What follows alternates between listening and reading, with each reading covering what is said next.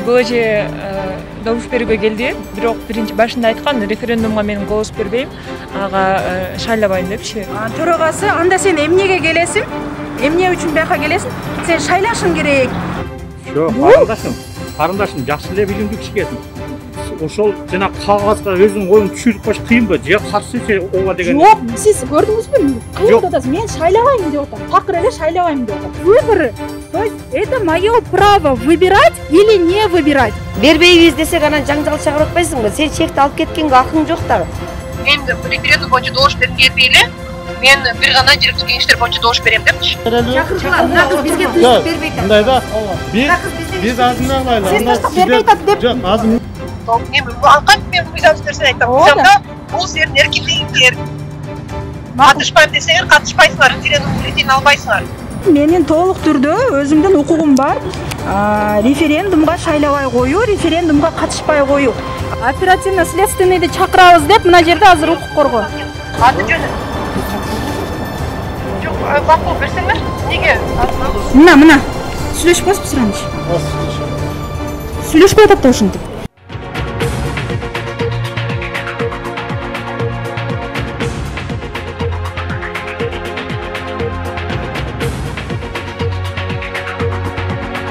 Мен бул жака келип шайлайын дегенде операторго айттым, мен референдумга шайлабаймын, добушумду бербеймин, мен жергиликтүү кеңешке гана өз добушумду беремин деп айтсам, ошол жерде отурган оператор, азыр мен атын сураймын, аты жөнүнү, оператор макул деди дагы, бирок мага дароо эле 2 чекти чыгарып берди. Анан мен 2 чекти макул деп алдым. Негизи референдум боюнча шайлоо добуш бербегенден ал чекти мыйзам боюнча мен өзүм үйгө алып кетишим керек. Бул мыйзамда бар. Ал эми экинчи чекти болсо шайлоо жергиликтүү кеңештердин шайлоосунда мен шайлап туруп, аны урнага салып коюп кетишим керек. Бирок мага булар эмне деди? Биздин базада автоматтык түрдө 2 чек чыккандыгына байланыштуу силер милдеттүүсүңөр деп мени милдеттендирип койду. Бирок бул шайлоо, бул выборы.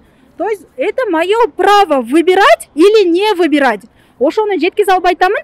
Анан мен 2 чегими тең алып койду дагы. Анда дейт референдумга шайлабасаң, анда экөөнө тең шайлабайсың деп, азыр чегим азыркы тапта алардын колунда турат. Мен жакшы дагы ушул паспортумду алганы үлгүрдүм. Паспортумду алып чыгып эле уруксат бербей атат, ошон үчүн мен сыртта турамын. Мен референдум боюнча добуш бербей эле, мен бир гана жергиликтүү кеңештер боюнча добуш берем депчи. Рахмат. Ошол мыйзамда бар нерсе да, өз негизи турабы? Мен мыйзамсыз нерсени айтам. Мыйзамда бул силердин эркиндигиңер. Катышпайм десеңер, катышпайсыңар, референдум бюллетенин албайсыңар. Булар азыр получается мага берки эгерде референдумга шайлабасаң, анда сага экинчини да бербейбиз, сага акт түзөбүз деп атат да, буга эмне деп жооп берейин? Мыйзам бузуу, жергиликтүү кеңештер боюнча мен добушумду берем дейсиңер. Акт түзөбүз десечи? Акт жазбайт, эч кандай акт жазганга укугу жок. Вот жазып көрсүн, жазса кошуп тарткола. Ооба. Рахмат. Референдумга шайлабаймбы? Бул менин жеке укугум экен. Мыйзам боюнча кандай болот? Анткени биз мыйзам талаасында гана күрөш жүргүзүшүбүз керек. Азыр бул жакта укук коргоо органдары ошол буларда мыйзам талаасында иш жүргүзөбүз. Ар бир инсандын укугун коргоого даярбыз деп, азыр ушулар менен чогуу иш алып барабыз буйруса. Батыр Абдрахматов менен байланышканда ЦИКтин расмий түшүндүрмөсүн дагы мага жиберди. Демек, менин толук түрдө өзүмдүн укугум бар.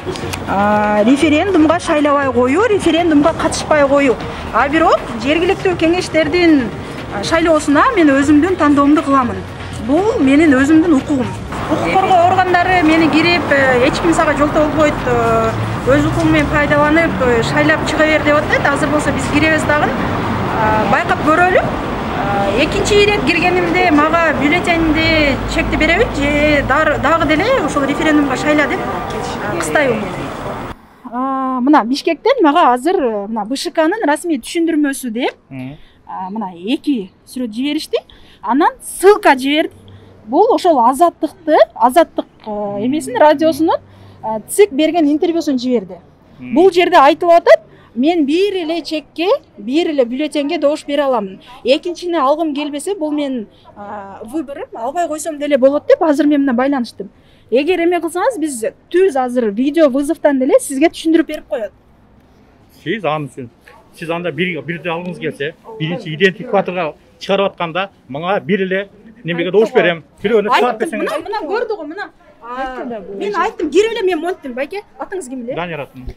Данияр байке, мен кирип эле айттым. Мен азыр референдумга дедим, добуш бербеймин. Мен жергиликтүү кеңештерге, эме партияларга добуш берем десем, макул деди дагы. Мен колумду койдум, экөө чыгып калды. Мен эмнеге чыкты десем, бул базабыз автоматтык түрдө экөөнү чыгарып берет деди. Силердин базаңарда менин күнөөм жок да, турабы? Эми бул системаны биз жасаган жокпуз. Централизованный программа, программа. Сен каалайсыңбы? Мунун проблема кылыш керек. Жок, ошону айтып атпайбы? Мына жерде экөө чыкса чыга берсин дейт. Мына 2 талона, получить 2 талона дейт. Экөө чыкса чыга берсин. Расписаться только в том журнале, где вы получили бюллетень дейт. То есть 2 талон чыга берет магачы. Мен бирок бир эле бюллетенди алганы укугум бар да. Ошол мына сизге жазып атпаймынбы? Если вы отказываетесь от участия, например, в референдуме, то в этом журнале никаких пометок делать не надо дейт. Второй талон обязательно оставляете себе дейт. Если его не надо сдавать членам УИК для отчетности дейт. Бул силердин Бишкектен, ЦИКтен ушундай тапшырма берип атпайбы сиздергечи? Жок, берген менен биздин отчетубуз бар да. Сен жанагы идентификация. Мына проголосовать только на одном плебисците ваше конституционное право дейт. Никто не может отказывать, то есть оказывать на вас давление дейт. Жок, карындашым, жакшы эле билимдүү кишигесиң.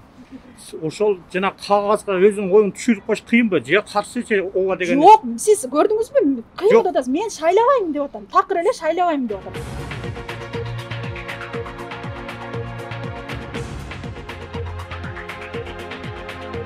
Бербейбиз десек анан жаңжал чыгарып атпайсыңбы? Сен чекти алып кеткенге акың жок дагы. Бул жерде мына эже мен сизге азыр мына мыйзамды көрсөтүп коеюн сизге. Бул менин өзүм каалоом эмес. Мыйзамды мен жазбадым, эже. Сиздин мыйзамыңыз мына. Бизди окутканда чекти бербейбиз деп окуткан. Жок, мына. Бербейбиз, по-любому сизге бере албайбыз. Анда жок, сиз мынтиңиз да. Сен милдеттүүсүң, келип шайлаган деп сиз милдеттүү дедиңиз мени. Сен искажать этпе фактыны. Сен келип чекти алып, салып аткан жериңден биз сени колуна чекти алып. Второй талон обязательно оставляете себе. Его не надо сдавать членам УИКа для отчетности деп. Сен талон деп атасың. А биз бул талон эмес, бул чек. Бул ошол талонго чек. Мына. Ал талон эмес. Сен өзүңчү кызым, биринчи талон деген эмне? Выбор деген эмне? Референдум деген эмне деген. Талон экөө бир эле же. Окуп келип алып, экөө бир эле. Мына көрдүңүздөрбү, мен өзүмдүн укугум менен пайдаланайын десем, сен биринчи өзүң билип алып анан келип шайла деп атат. Бирок мен өзүм укугумду өзүм билемин, билген үчүн ушул жерге келип референдумга шайлабайм деп сүйлөп атам. Чакыргыла, мына кыз бизге тынчтык бербей атат. Мындай да. Биз азыр алайлы. Сиз тынчтык бербей атат деп. Жок, азыр мына алайлы. Толтурсаңыз. Мына жерде азыр группа чакырайлы, ошол менен негизинде честин анда. Сиздер мисалга сиздер кайрылсаңыздар, уже биз анан. Жок, мен деле кайрылам буларга. Булар эле эмес, мен деле кайрылам. Арыз жазалык. Мына азыр укук коргоо органдары оперативно следственныйды чакырабыз деп мына жерде азыр укук коргоо. Аты жөнү. Жок, макул берсеңер, неге? Мына. Сүйлөшүп коесузбу ранчы? Сүйлөшпөй атат да ушинтип. Булар азыр чакырып мага каршы эме кылабыз дейт. Мен азыр дагы деле шайлай албай турам.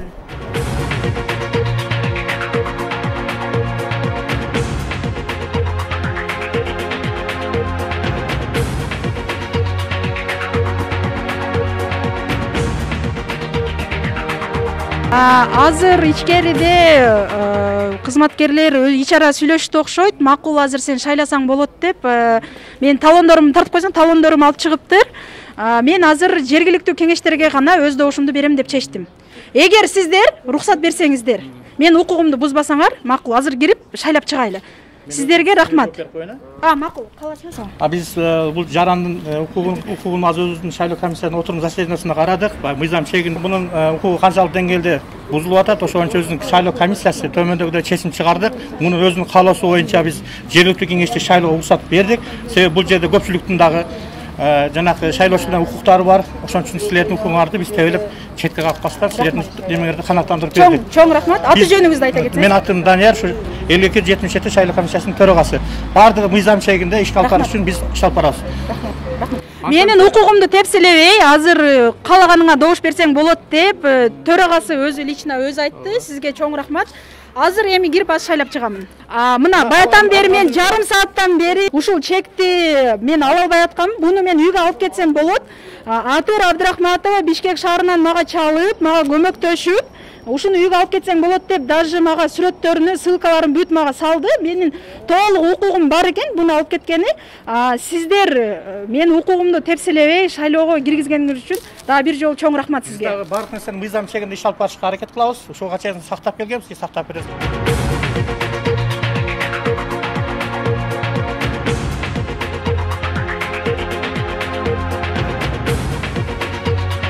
Ушул жерде укук коргоо органдарына дагы бир ирет рахмат, ыраазычылыгымды билдиремин. Мен укугумду коргоп, бул жерде мен үчүн кызмат кылды. Рахмат сизге. Эл үчүн кызмат кылып жүрөриңиздер. Дагы бир жолу рахмат сиздерге.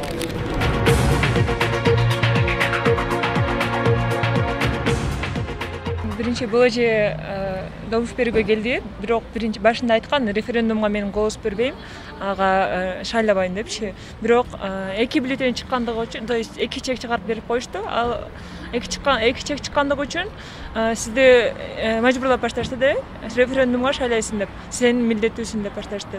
Бирок акырында чечишип алдыңыздар. Бул жердин председатели кайра толук укугу бар экенин далилдеп чекти кайтарып беришти. Мен бул боюнча видео далилдерим бар. Бул Коop KG баракчасынан Instagramдан көрсөңүздөр болот.